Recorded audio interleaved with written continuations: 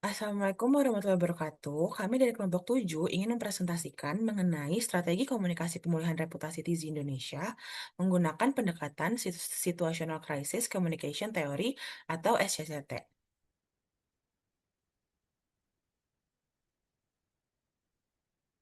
Selanjutnya ada anggota kelompok kami dengan saya sendiri Arinta Pranoto.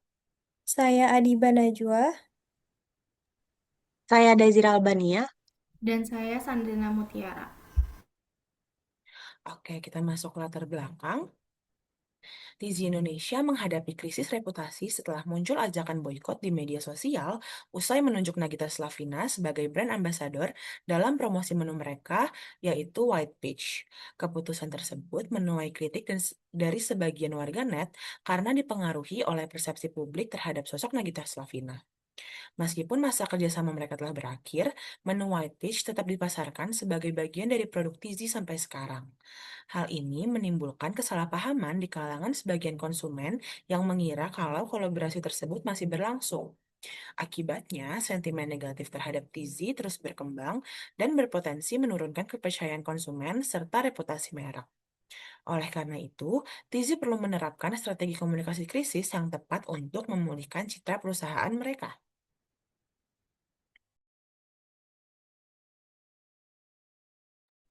Selanjutnya, ada fakta dan data. Beberapa waktu setelah Tizi mengumumkan kolaborasi dengan Nagita Slavina sebagai wajah kampanye produk White Speech Series, muncul gelombang kritik dan ajakan boikot di media sosial.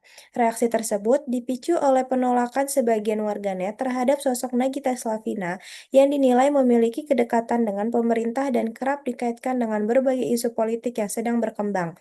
Akibatnya, kolaborasi ini memicu perdebatan di media sosial. Sebagian pengguna menyatakan kekecewaannya terhadap keputusan Tizi memilih Nagita sebagai endorser, sementara pihak lain menilai bahwa penolakan tersebut lebih didorong oleh persepsi publik terhadap figur yang dipilih, bukan terhadap kualitas produk Tizi itu sendiri.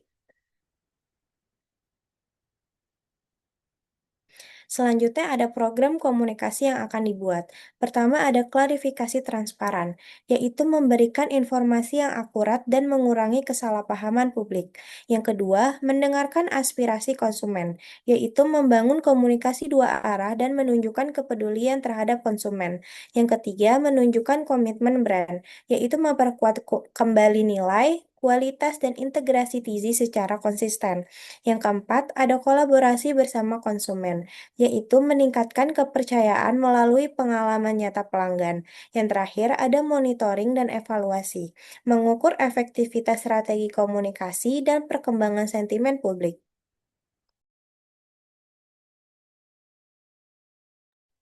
Selanjutnya ini ada timeline program kami. Yang pertama itu dari bulan Juli programnya ada crisis response. Aktivitasnya yang pertama mengeluarkan pernyataan resmi seperti press release mengenai isu yang berkembang. Kedua, mengunggah video klarifikasi di Instagram, TikTok, dan X. Yang ketiga, membentuk tim monitoring media sosial untuk memantau sentimen publik dan merespons pertanyaan konsumen secara tepat. Yang terakhir, menyusun FAQ agar jawaban yang diberikan kepada pelanggan konsisten. Yang kedua, bulan Agustus, program itu Transparansi Campaign. Aktivitasnya yang pertama, meluncurkan kampanye TZ Listen, TZ Cares. Yang kedua, membuat konten behind the brand yang memperlihatkan proses operasional dan nilai perusahaan. Yang terakhir, menampilkan komitmen TZ terhadap kualitas produk dan pelayanan. Selanjutnya, bulan September, programnya itu public engagement. Yang pertama, mengadakan Instagram Live atau TikTok Live bersama perwakilan TZ untuk menjawab pertanyaan konsumen. Yang kedua, mengundang food influencer atau media untuk mengulas produk secara objektif.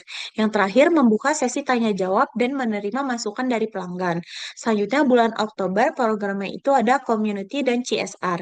Aktivitasnya yang pertama, menyelenggarakan kegiatan CSR seperti donasi atau dukungan kepada komunitas lokal. Yang kedua, mengadakan acara pelanggan seperti customer gathering untuk memperkuat hubungan dengan konsumen. Yang terakhir, mengajak pelanggan berpartisipasi dalam kegiatan sosial perusahaan.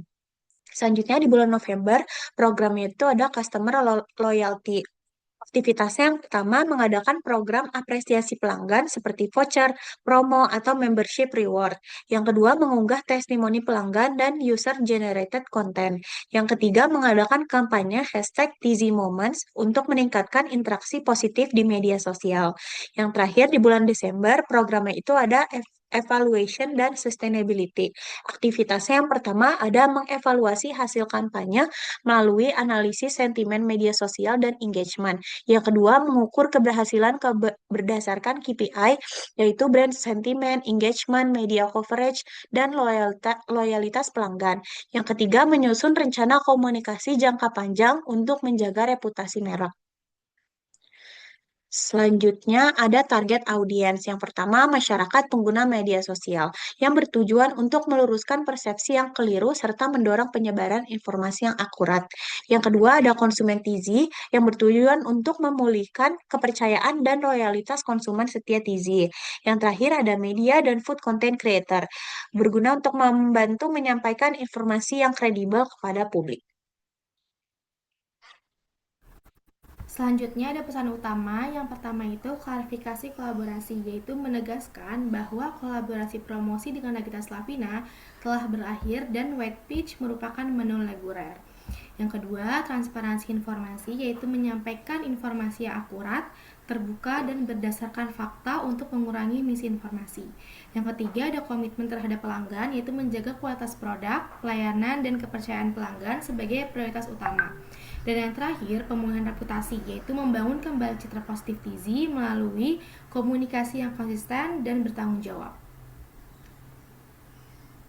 Next. Selanjutnya ini adalah press release yang sudah kami buat. Next. Kesimpulannya yaitu krisis Tizi menunjukkan bahwa reputasi merek dapat terdampak oleh persepsi publik akibat asosiasi dengan figur publik, meskipun perusahaan tidak terlibat secara langsung dalam isu tersebut. Oleh karena itu, strategi komunikasi krisis yang mengedepankan klarifikasi, transparansi, dan konsistensi pesan menjadi kunci untuk mengurangi misinformasi, membangun kembali kepercayaan pelanggan, serta memulihkan citra perusahaan. Sekian presentasi dari kelompok kami, kurang lebih mohon maaf. Wassalamualaikum warahmatullahi wabarakatuh.